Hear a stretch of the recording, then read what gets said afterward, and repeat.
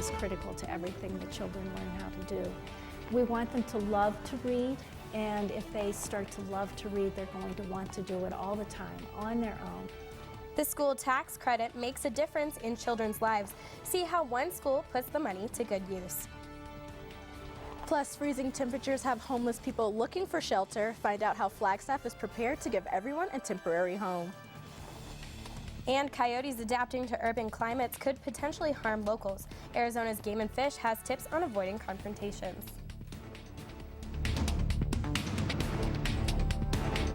Good evening and welcome to NAZ Today. I'm Imani Payne. And I'm Elizabeth Ball. Thanks for joining us. Well, nowadays, taxpayers in Arizona can choose where some of their tax dollars go. Through the tuition tax credit, hundreds of dollars from one family can be put towards a specific school, sports team, organization, or club, including private and charter schools. That's right, and NAZ Today's reporter Aggie Cuffrin visited Kinsey Elementary School to see how effectively some of this money is being spent. Each year, taxpayers have the chance to donate to education. These donations go to a variety of extracurricular activities. Caroline Hardy, principal at Kinsey Elementary, explains why one program, Success for All, a reading program in elementary schools, and tax donations are crucial for children. We've been fortunate to be able to purchase some of our Success for All reading program materials through tax credit money that people donate to our school. Because the children use those books in the classroom to learn how to read, but then when they are finished with those books go home with them and they become part of the children's library at home. All children need to learn how to read and to develop those skills so that they can be successful students, and then later on in college and then in the workplace. So reading is critical to everything that children learn how to do. We want them to love to read, and if they start to love to read, they're going to want to do it all the time on their own and be successful throughout their lives. There are many reasons why this program is successful at Kinsey Elementary. Program facilitator Ashley McLean explains more. We choose to read this program because the assessment piece, that's one of the reasons why we do it, because we're constantly assessing the students and seeing how they're doing in reading, and it helps inform our instruction. Another reason why that we do this program is that the students are placed at their ability level, and that way we can see them gain those skills as far as maybe drawing conclusions or making inferences more at their reading level versus maybe a level that is too difficult, or that maybe a level that is too easy. We had a chance to talk with some of the students at Kinsey Elementary to find out their thoughts on reading. I think that books are really interesting. I like reading because it's fun. I think reading is important because it can expand your knowledge. For NAZ Today, I'm Danielle DeVille. The Money for Books program has been so effective at Kinsey that even though it is a Title I school, the student body is reading at grade level, an amazing accomplishment in a challenging environment. For more information on how you can claim this tax credit, visit our website, naztoday.com. As temperatures drop below zero overnight, more homeless people with nowhere to go are checking into homeless shelters to stay warm. Yeah, and with the possibility of shelters running out of room, local churches and motels have come up with a plan to kind of handle this overflow. NAZ Today's Ashley Phyllis finds out how volunteers want to make sure no one is stranded outside. Shelters are almost at maximum capacity. With winter weather rapidly approaching, shelters such as the Flagstaff Shelter Service set up a plan in case there is an overflow of people requesting services. When we get to a point where we cannot have anybody else here staying because of regulations and stuff, we can send clients to the Sunshine Rescue Mission, or a female to Hope Cottage or the Halo. A lot of avenues for helping people that need to get out of the cold. With the dropping of temperatures, the shelter expects more homeless people will need a place to stay. You know, you have 1,000 people come through the door, and each one of them is a different story. It's a different way to get here. Some people it's because they are either a drug addict or alcoholic, and then you have people that have just lost their jobs, or they're traveling and their cars broke down and they're short on money and they can't get into a motel room. So they come to us, and this is what we're here for. I don't know what they did before there was a shelter or if there wasn't one. I mean, people would be dying out in the cold, don't you think, you know? I mean, it's been really cold, like it was -9 degrees today. The Flagstaff Shelter Service refuses to turn their back on anyone and is willing to help people in need. For NAZ Today, I'm Ashley Phyllis. While coyotes in Arizona are beginning to migrate into urban areas, while they may be less fearful, residents are not. NAZ Today's Emily Kane sat down with Arizona Game and Fish to find out how they are reacting to this challenge. I'm here today with Jim DeVos from the Arizona Fish and Game, and we're here to talk about habitat management with wildlife. And what is that? Why is that important? Well, part of the importance of that is Arizona now has over 6 million people. We live essentially throughout the state, and we have natural conflicts with wildlife because of the human presence. Animals like coyotes are very adaptable. They're the most widespread animal that we have in Arizona, and they found it very comfortable to make a living in urban settings. On occasion, where we have a coyote that's behaving poorly, that may be threatening people, they become more and more bold the more time they spend in town. So there are some instances where we have to remove coyotes for public safety. And would you mind touching a little bit on that specific incident that recently happened outside of Williams? Well, we had an animal that came into town. As I said, they become emboldened. They lose their caution around humans, and they get into position.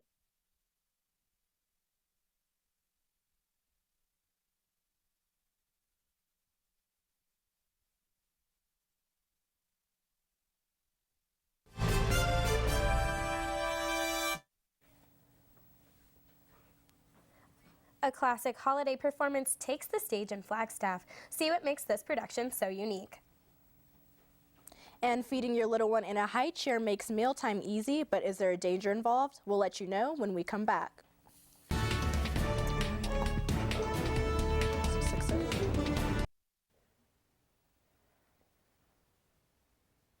Another very frigid morning here in northern Arizona. We hit some records and broke some records today. Across the state, 14 in Belmont, not quite a record. Sunset Crater, we broke the record at 14 degrees. -10 degrees in Flagstaff, another record. Prescott met its record at 10 degrees. 13 degrees in Page and 18 in Cottonwood. Luckily, things are going to warm up as we get later into the week. I'll talk about that in your full forecast. Snoring can be more than a mild annoyance. It could be a sign of a much deeper problem with your sleep pattern. If you suffer from sleep disturbances, trust the Mountain Heart Sleep Center in Flagstaff for effective treatment. With a full-time staff led by Dr. Stephen Marks, your corrective care is immediate with no need for a referral. And they're the #1 accredited sleep center in northern Arizona. Mountain Heart Sleep Center, for a good night's rest. Hi, I bought Pepsi Next. What's Pepsi Next? It's the latest cola from Pepsi. It's got real cola taste, but 60% less sugar. Real cola taste, 60% less sugar. Yeah, I know. It's unbelievable. But this is the most impressive thing I've ever experienced in my entire life. Oh, definitely. Let me get the camera. I've never had anything like it. My parents are gonna. Yes, they're gonna be so proud. Pepsi Next. Drink it to believe it.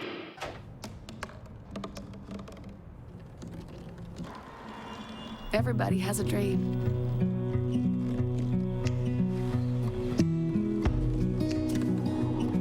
Mine was to see the ocean.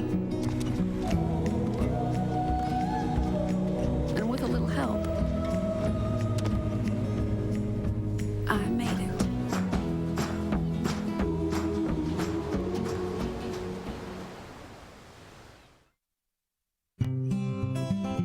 NFC, AFC, offensive linemen, defensive tackles, quarterbacks, and cornerbacks are all living united to ensure the academic success of millions of kids in our communities all the way to graduation day. But that won't happen without you. So take the pledge at unitedway.org. Make a difference in the life of a child. Suit up like your favorite NFL players and become a volunteer reader, tutor, or mentor with United Way. Well, with snow on the ground and cold, brisk weather upon us, it's definitely beginning to feel a lot like Christmas. For many, watching the Nutcracker is a holiday tradition, which puts people into a holiday mood. Oh, I'm sure. And NAZ Today's Sierra Ferguson joins us now to give us an insight on the local performance. Sierra, what makes this year's production so special? The symphony, with many young people from our community, is a very special cooperative effort. And this is the 9th year that the ballet has pulled this off and ran. So also unique about this show is that the longtime assistant conductor and principal clarinetist for FSO, John Eater, picked up his baton and conducted this performance. Now let's take a closer look at this classical Christmas collaboration. For many, the Nutcracker Ballet kicks off the holiday season. The holiday season is a pretty special time of year anyway, and the Nutcracker is set around Christmas time, and I think it's just the Christmas special. Commissioned by the director of Moscow's Imperial Theater, the Nutcracker Ballet was first performed in 1892. Tchaikovsky's suite has since become a holiday staple and, as Andrew Niederhammer told us, a rite of passage for ballet dancers. I think it's part of what dancers need to do. It's part of their heritage sort of and tradition in ballet to do the Nutcracker, especially here in the United States. Nutcracker is a classic ballet, providing all kinds of opportunities for local dancers as well as members of the community. Well, and it gives the children a chance to work with the Flagstaff Symphony Orchestra, which is very fortunate for them because not many young children as dancers get to work with live musicians, especially a full symphony orchestra. So they're very fortunate to be able to do that. Students prepare for about 2 months, 2.5 months actually, in classes and rehearsals. It's really nice to come out and see a refined art and masters of their art performing for you, taking pleasure in it. Ballet is broken up into 2 acts, and the dances take the audience from a Christmas party to a magical imaginary land of sweets. After the show, several audience members told us what their favorite part of the performance was. I like when they dress in mouse suits and the way they dance. When she is like a belly dancer twisting around. Arabic coffee, that is my favorite.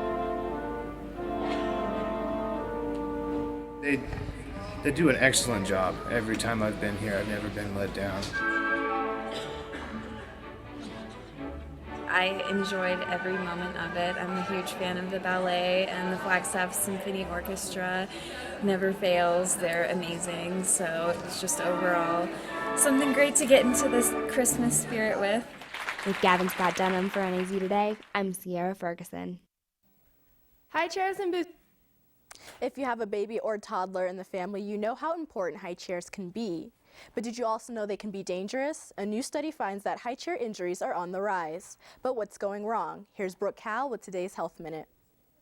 High chairs and booster seats make meal times easier for little ones. But a new study out of Nationwide Children's Hospital in Columbus, Ohio has found high chair injuries have increased by 22% in the United States over the past decade. Not only did the numbers increase by more than 20%, but if you looked at injuries to the head, those increased by almost 90%. The study, published in the journal Clinical Pediatrics, looked at data between 2003 and 2010 and found that there was an average of more than 9,400 high chair-related injuries seen in the emergency rooms each year. We had cuts, pinches, lacerations, bruises, other things that were from other mechanisms. Most of the children were injured after they fell out of the high chair.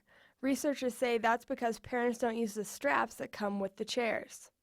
When the information was available, information about the child standing, twisting, or pulling themselves out of the straps, and that's how they fell. Best advice for parents? The top 3 things that I would recommend to a parent to prevent injuries from falls from a high chair are strap your child in, strap your child in, strap your child in. For NAZ Today, I'm Brooke Cowell. The Red Cross continues its efforts in the Philippines, where thousands of people remain homeless without enough food, water, and medical care, all due to Typhoon Haiyan. We at NAZ Today pledged to raise funds to support the rescue efforts of the Red Cross. You can help too. Please take the time to download our Chili's flyer at naztoday.com. Take it to Chili's this Wednesday, that's tomorrow, between 11 in the morning until 11 at night. Chili's will donate 15% of all food and drinks sold to the Red Cross. Thank you from all of us at NAZ Today.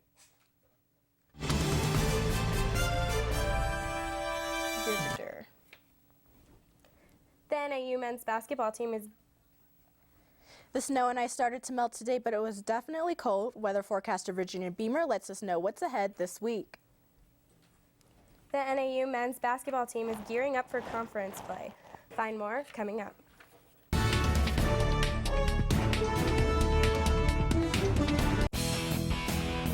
services. The phone company wasn't cutting it, so I cut down. Spotty satellite? Nah, that dish wasn't appetizing.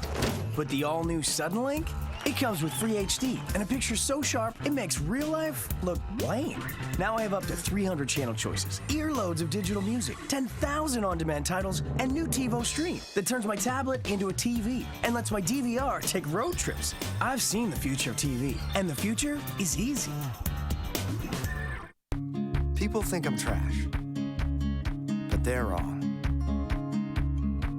Today I'm just an aluminum can, but one day I could be a stadium.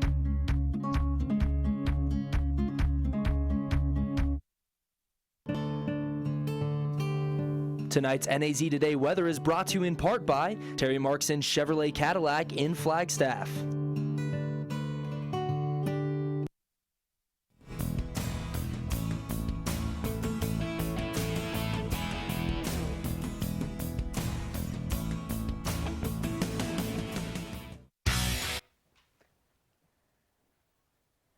All right, welcome back. Here's another look at the low temperatures across the state this morning. -7 at the Grand Canyon, 18 in Page, 10 degrees in Prescott was the low. Sedona, 27 was their low, 15 down in Camp Verde. Here in Flagstaff, we were right at 10 degrees. Okay. Which was a record for us here in Flagstaff, beating the past record of -5, which was set in 2009. Things did manage to warm up today as we got to 35 degrees for the normal temperature for this, which is still below the normal temperature for this time of year. Here I am, 43 degrees is our normal. We're not quite there, and it's going to take us a little bit to get there, but in the meantime, across the state, people were warming up. 63 degrees in Phoenix was their high, 41 in Camp Verde. Sedona, 36. Kingman hit 43 degrees. Here in Flagstaff, we hit 35, which I failed to mention is 14 degrees higher than we were yesterday for yesterday's high, which was 21 degrees. All right, here's a look at the Pacific satellite. Here we are in northern Arizona. Nothing really going on much for us, but south of us there is some cloud cover. Tomorrow we're going to see a little bit of warm up, but this cold front in the Intermountain West is going to stop us from reaching average temperatures. It's going to keep us a little bit cool, but like I said, still a little bit of a warm up. All right, here I want to take a look at this. That's just southwest of us off the coast of California. This little low pressure system we have in for partly cloudy on Thursday, but it does have a little bit of a chance to bring in some showers during the day on Thursday and Thursday night. Okay, currently outside, 21 degrees in Flagstaff, 28 in Williams, 34 in Prescott, 37 Payson, and Phoenix, still 60 degrees outside. Tonight, things are going to still be very cold. Not quite as cold as we have been seeing, though. 2 degrees is the low tonight, clear and cold outside. And tomorrow, like I said, things are just going to warm up. Still not quite at that average temperature for this time of year. 38 degrees, mostly sunny and a bit warmer. And then across the state, 55 in Sedona tomorrow, 53 in Kingman, 49 in Prescott, 69 degrees in Phoenix, 34 degrees out in Show Low. And for your extended forecast for Flagstaff, like I said, things are going to get right about to normal by Friday, and they're just going to kind of stay there for the weekend. And then in Sedona, same kind of trend. Things are going to warm up quite a bit, 53 degrees, 58, topping out at 59 on Sunday. So it's gonna be pretty nice. I'm excited. I'm a California girl myself, so the warmer weather today, I loved it. Well, don't expect it to be around the entire winter. You are in Flagstaff. Yeah. Kaylee, I know the hockey team has been traveling a lot lately. Can you tell us more about that? Yeah, they really have. They've been on the road a lot, but they are back in Flagstaff and just got done with their mountain showcase. I'll tell you more about it coming up.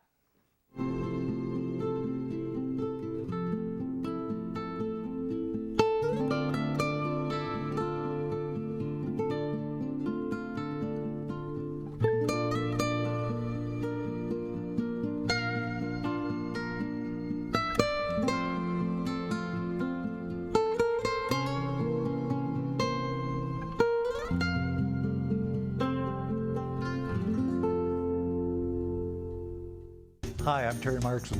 As seasons change, so does the inventory at Terry Markson Chevrolet Cadillac.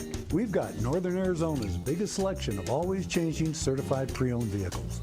All receive a thorough 172-point vehicle inspection, a 12-month, 12,000-mile warranty, and 2 years of free maintenance, including all oil changes. You can count on our certified pre-owns just as you can count on our relaxed, no-pressure environment. Terry Markson Chevrolet Cadillac, real hometown value. Hi, my name is PFC Levi Silverthorne, stationed with Combined Task Force Dragoon in Kandahar, Afghanistan. I'd like to wish my mom, my dad, and my family and friends in Arizona happy holidays and a happy new year. I love you and I'll see you soon. Hi, I'm First Lieutenant Vincent Curry from 5 Meadowlawn, Afghanistan. I would like to wish my friends at the Yavapai Broadcasting Station in Arizona a wonderful holidays. See you guys soon.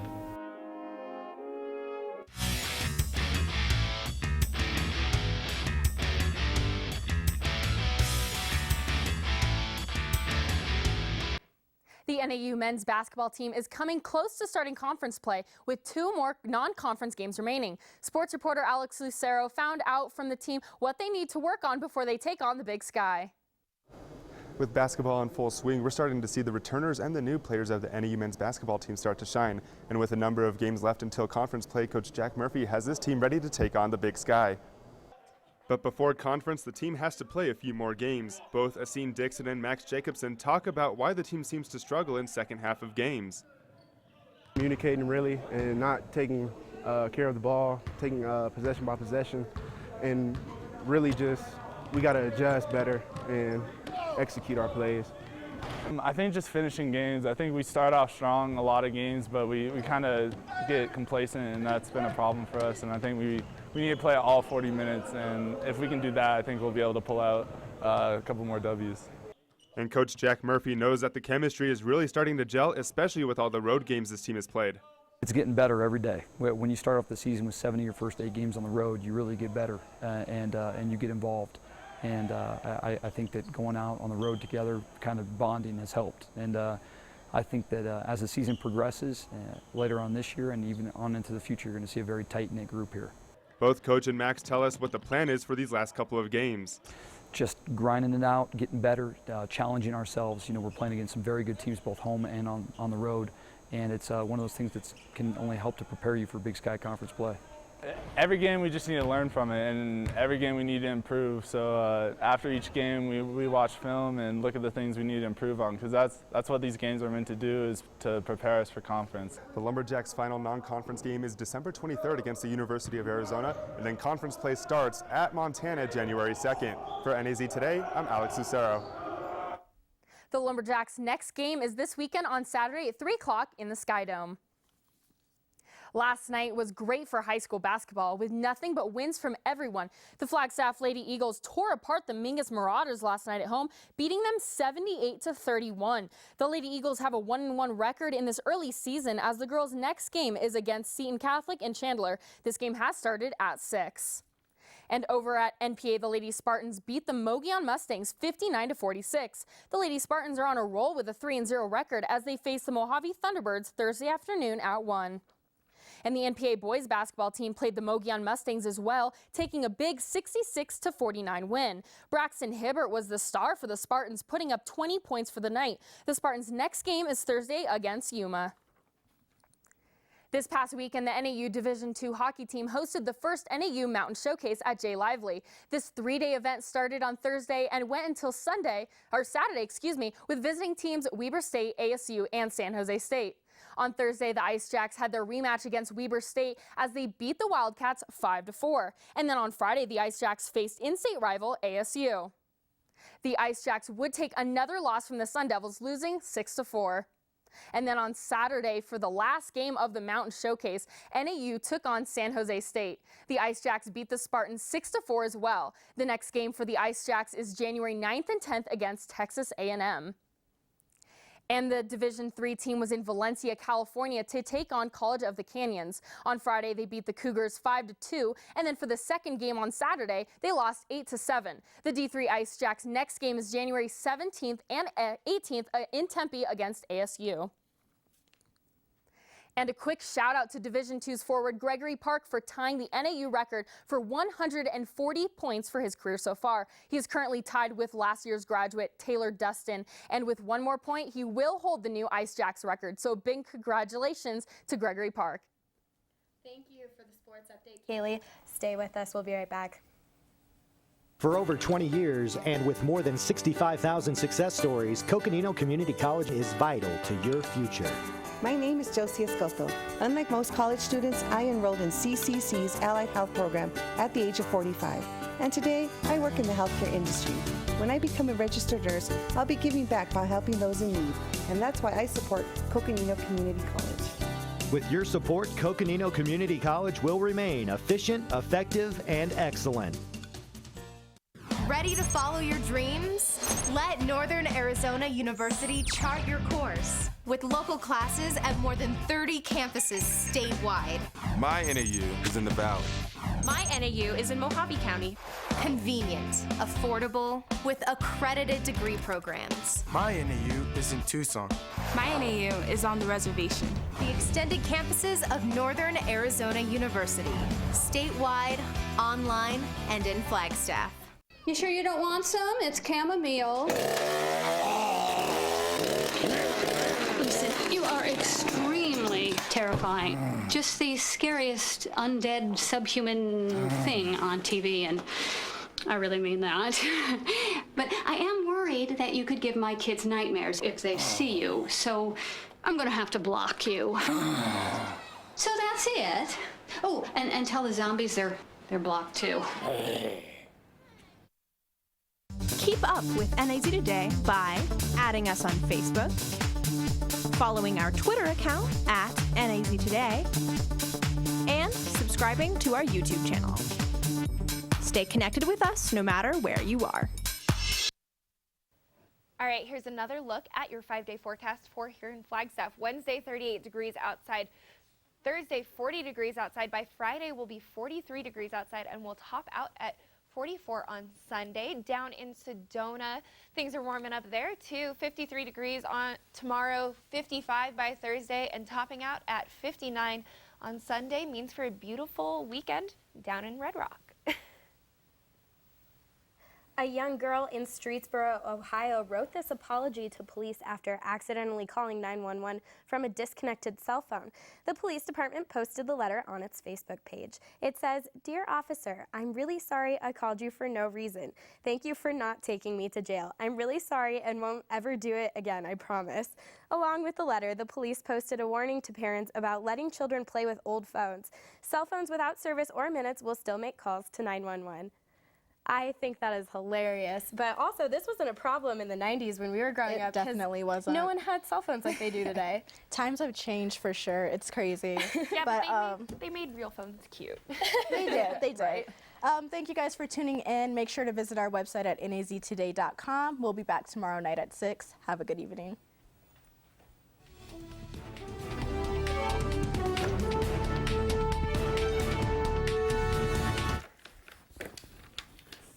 You know, we're allowed to